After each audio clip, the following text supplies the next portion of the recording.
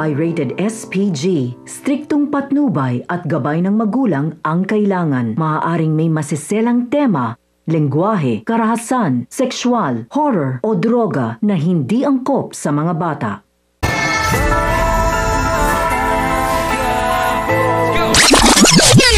Sa pagdating ni Amanda ay agad niyang sinabi kay Angkong na nagkaroon ng aberya at may tumambang sa mga kargamento, ngunit huwag umanong mag-alala si Angkong dahil hindi siya sasabit dito. Sinamahan naman siya ni Angkong para salubungin ang paparating ng mga kargamento. Pumuslit naman si Mokang at Tanggol para tingnan kung sino ang kinakasal, kung kaya't manghang-mangha sila dahil sa dami ng mga bisita at mga mukhang yayamanin ito. At sa pagdating ng mga kargamento ay laking gulat ni Amanda dahil kulang ng isang van.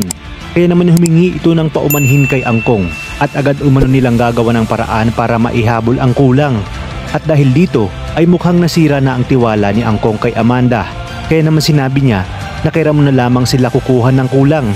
Tinawagan ng tao ni Angkong si Ramon upang humingi ng tulong dahil sa nangyaring aberya. Kaya naman pumayag agad si Ramon at sinabi na ihahanda niya lamang ang kulang na 30 kilos at saka siya pupunta kina Angkong.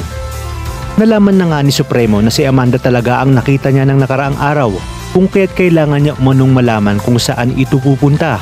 Sa pagdating ni Nanoy at Tindeng sa pwesto ay nagsimula na ang sagutan sa pagitan ng mag-asawang Marsing at Nita labang kina Tindeng at Tess, kung kaya't mas lalong tumaas ang tensyon dahil sa init ng kanilang mga ulo. Sinabi ni Tess kay Tindeng na huwag na silang mag-away dahil dapat umanong magkakampi sila. Kaya naman sinabi ni Tindeng na paano sila magkakakampi dahil lagi nito sinusunod ng kanyang asawang si Rigor. Dagdag pa ni Tindeng na ang trato ni Rigor sa kanya ay salot, malas at lagi nitong pinapamukha sa kanya na palamunin siya ni Rigor.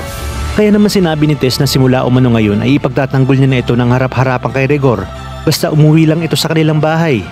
Di na nga nagtagal ay pumayag na rin itong si Tindeng at saka sila nagyakap ng mahigpit.